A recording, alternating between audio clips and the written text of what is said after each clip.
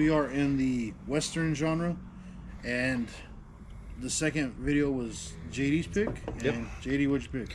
I picked Hostels 2017 with Christian Bale. Story for this one is this is post Civil War. We are taking place in New Mexico,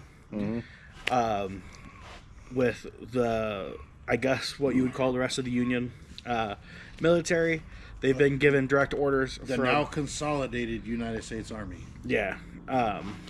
They've been giving direct orders from the president to take the captive natives from New Mexico all the way up to Montana, their home.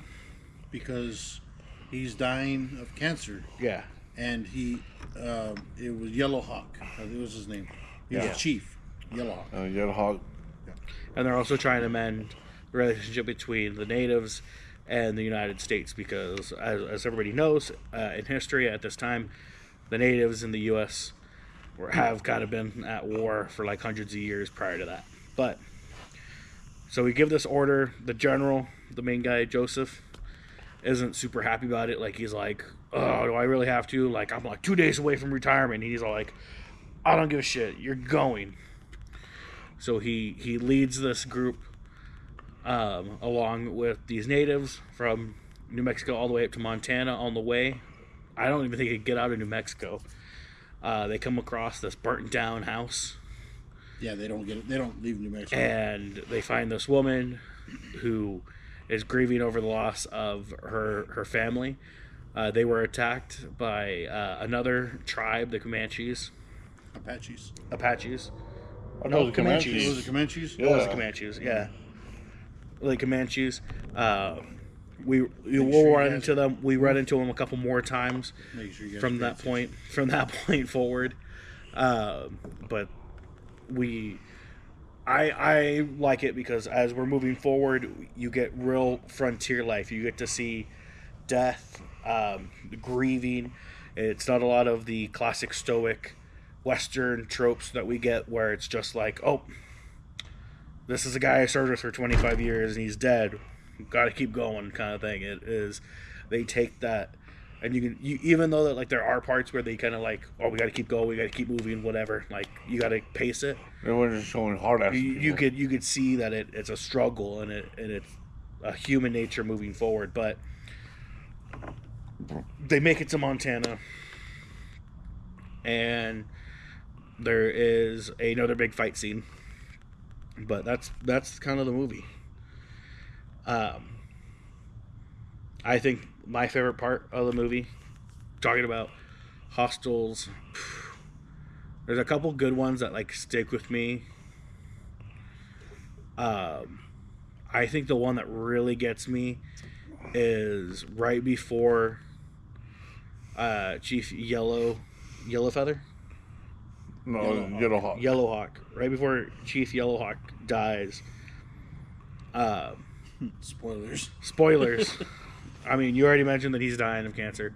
But Chief Yellowhawk, anyways, before he passes, there is this moment that he shares with Joseph of just like when you die, a part of me dies with you, which I was like, dang, like when you think about stuff like that where you're like, oh, like people are like, oh, I'm gonna hate you to the day I die, and you hang on to that, and usually the people who hate are usually the people who live the longest for whatever other reason, because of what drives them. And I was like, the second he's all like, oh, when you die, a part of David dies with you, and they bury that hatchet, I swear to God, he goes, boom, all right, cool, and he dies. And I'm all like, see, it was hatred just drives people. But it is my favorite part of the movie is that little respect there that they're just like. I mean, where do you start with a movie like Hostels? It's I'll use the word complex because to me that is the best description for the majority of the actors portraying the characters in the movie. The acting is not a single note half-assed Western. It's not like a spaghetti Western. They start out as stoic, but every time there is a major event, it's written in such a way that it allows the scene to breathe once the moment has passed, the characters kind of breathe and live in that moment, and then you can see how it wears on everybody as the story progresses, where they get, it's almost like easier for them to break down in front of each other when it's a private moment. When they're in front of other people, or they're in front of people that are not in the group, it's like we have to pack up and we have to make camp by nightfall. But when it's just a one-on-one, soldier to soldier, we served for 10 years together, fucking did all this shit together, kind of the camaraderie and the closeness, the intimacy of those two soldiers, pause on that, is there, of being completely vulnerable in front of each other. I really enjoyed the fact that that Christian Bale was I almost forgot it was him during parts of the movie. I didn't notice it until JD mentioned it while we were in the middle of watching it. He was like, "Man, I fucking forgot there's Christian Bale in here," and I was like, "Yeah," and I was like, "That's fucking," because usually you watch a movie and you kind of think, "Oh yeah, this is Batman, right?" And after the fact, I started making jokes about it because I was like, "This shit's getting too real, right? It's just getting too crazy." But some parts of it, I was just like, "Fuck, man, what would Batman do right now?" You know, shit like that. But prior to that, I fucking was lost in the character, lost in the story. It was really good. It was initially right off the rip brutal. Yeah. First, like, what, 5 minutes? If you're not cool with spoilers, if you're not cool with child murder, skip the first like 30 minutes of the movie. Although you say child murder and you laugh. Holy, like, what else do you? It's not. They're fucking. It's child murder. Yeah, they're fucking. Granted, I mean, in the first minute of the movie, I did learn stuff. I mean, Comanche. I don't think they're employees of Planned Parenthood. Oh no, but like these are late term abortions. Like we kind of joked about it. I was all like, we learned adjectives, and like the joke was, I was like, man, we're learning more from this movie than we did in school. Bro, she breaks it down. I'm like, oh, that makes sense. That makes sense. Mm-hmm. Throughout the movie, you're gonna assume, well, you know, it's taken by the only perspective of the army or the military, whatever you want to call it. But yeah, it's just a bunch of the white guys going through this, and it's their perspective because of the natives, and it's actually not that. There are several points where it shows them toying with natives before they outright kill them, like murder them, slaughter them is really the word, because there's one of them that's completely defenseless, and they toy them before they kill them. This is a time removed from where we are, but I'm like, come on, man, fuck, you know, that's too much. I felt that same way about how some of that went down against the natives as I did when the native tribes, the Comanche, were murdering children. I'm just like, I get it. It's a frontier. You know, there are no rules. What's it like to come fresh out of the Civil War to fight for the South, and now you're fighting in the U.S. Army after being a Confederate soldier, right? Losing the war.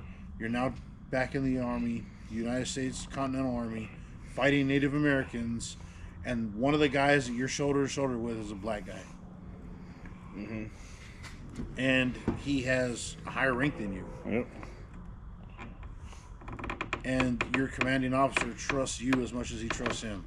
I was like, that's cool.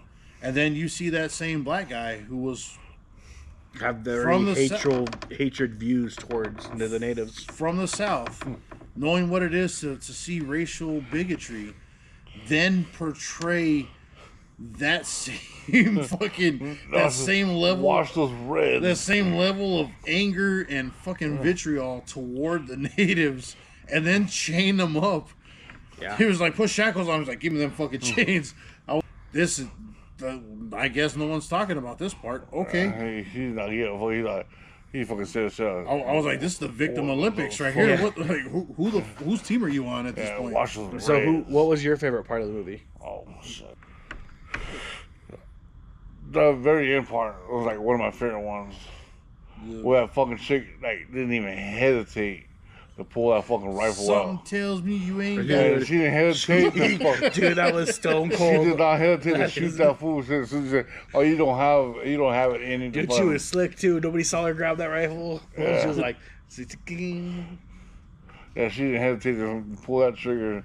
As soon as he said, "Oh, you don't have it in you to pull that trigger," bah! That was like that was part of my favorite one right there. My second one was probably when that guy fell asleep, and then he went to go hang the rest of the other guys, the other tribe. Oh, The Indians they had with him. Joe's longtime fucking best friend that he fought in Wounded Knee with and all that. He was doing Firewatch night shift Yeah. and conveniently fell asleep. So the natives that they were escorting, Yellow Hawk and his son Black Hawk and Elk Woman and whoever else was part of that. The Braves were just like, nah. The Comanche have been fucking with us since we got here, and they're gonna keep doing it until there's none of them left. So we're just gonna handle this ourselves in the middle of the night, and they did. They fucking murked all of the ones that were left. They murked them all, and then strung one of them up in a tree, and was like, "Cool, we're gonna make some Western wind chimes." And I was like, the main guy fucking realized what really happened. He's like, I don't like this. Well, I don't like. yeah, I don't like the fact that you let this happen. Well, I don't like being made. I don't know how he said it. Made fun of or something. made a fool. Yeah. Made a fool. Yeah. At any point when the shackles came off, they could have Killed easily taken out their escort. They Yeah. could have taken out Bell and everybody else, They just took everybody out. but they didn't. So, but when they were given the chance, they were like, "Oh, these guys are harassing all of us." And Yellow Hawk said it, which I thought was a solid line. He's like, "It's a Comanche rattlesnake people." Yeah. Yeah. He refers to them as rattlesnakes as an animal that's an ambush predator. Yeah, right? by the time you hear them, you've And- already been bitten. And you can't trust anything about them. And they when you go looking for them to hunt them, they'll strike you without you seeing them. Yeah. And throughout the fucking movie, that's exactly it's hit and run tactics. Mm-hmm. It's exactly That's what why was going he on. got tired of them and he ended up just killing them But all. he already knew what they were like and their tactics, and knew how to take them out, and he did. My favorite part of it, they showed that other tribes, the brutality of the settlers or the pioneers of the West were shown no quarter, just like other tribes were shown no quarter. It was a literal every man for himself or every tribe for himself type of situation out there. I thought that was cool. But Do you think this is a movie that your dad would like? Yeah, if I put him down and watch it, maybe. Right, Dad, you gotta just watch this part. Just watch it, because he'll fall asleep on me right away. But if he gets to that part where like there's action on I it, think it'll be harder than Lonesome Dove. Like Lonesome Dove will be easier to watch than this movie. yeah, I love some those. And the fact that they're letting you know up front, this is not going to be a walk in the park. This is not fucking Bonanza. this is not some spaghetti western. This shit's going to be taken pretty serious. Yeah, and I mean, everything from like the actors' choices to the small details of like costuming, where I think I pointed out like right away, where it's like, they have to also start transporting The prisoner. a prisoner like halfway through. Prisoner was a dishonored soldier who, on his uniform, you can see that his rank has been removed, and it wasn't He has gently it? removed. It is Wasn't a hole in it? ripped. Yeah, he has it on. He has them on his sleeves, but everything else has been peeled off of him. And I like that small detail. I mean, there's other small details that I was pointing out. Like I like the fact that the wife is still wearing her ring throughout the movie. The fact that she keeps not only the ring but her husband's hat, and and that's also just like a nod to that time period too. Is that you are wearing your father or your husband's clothing and usually it's a hat, and the hat is very distinctive, and it is. I'm going to continue wearing this. But there's a lot of like powerful moments like that in the movie, which also I really like because it's like they're not lulls, but they're strong, silent, like human parts. And I'm not saying that it was silent, but there's another scene that really sticks out to me, which is the infirmary scene when they get to that first town in Colorado, and the one guy who they leave there in Colorado in the infirmary, and they have that moment where because he is that black guy who obviously joined after serving time or not serving time, but being a slave and rising through the ranks, and even says that he felt like he disappointed his captain because he's all like, you've been there for me, you've done. You put yourself on the line for me more than I could ever appreciate. And you picked me. You picked me, a black guy, because racism obviously was a big deal. So you can never let me down. Yeah, and I'm like, dude, the amount of respect and going through those situations where it is every time life and death when you leave the fucking fort or the camp or forward operating base, whatever you want to call it.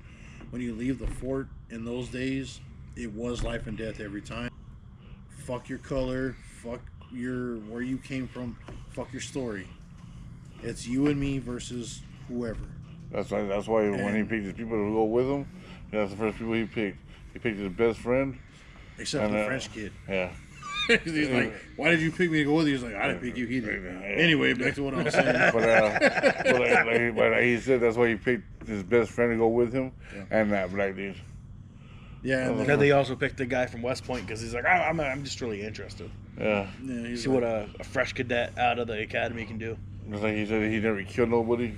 That's the first time he ever had that. The first time he ever killed anybody. See, and it was that's another one is where he has that moment. That kid out of the academy talks about being like, oh man, like what is it like?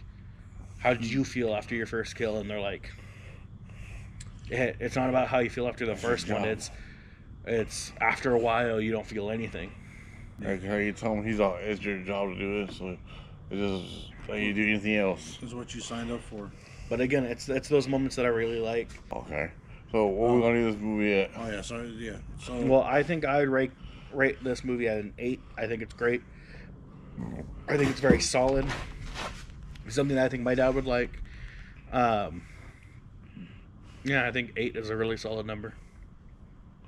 I'm gonna go ahead and I'm agree with that. I'm gonna rate it an 8.5. What would you rate it? 7.5. A 7.5? 75?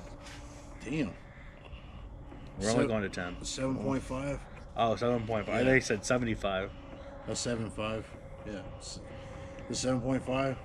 That's low on the low end for you. That's less than Old Emery. Yeah, it's like you've been ranking high. That's less than Bone Tomahawk. Okay. All right. Well, I mean, I'm rambling off too much about it, but I'm probably gonna end up buying the movie. I rented it, but I'm probably gonna buy it. And I want to probably watch this again.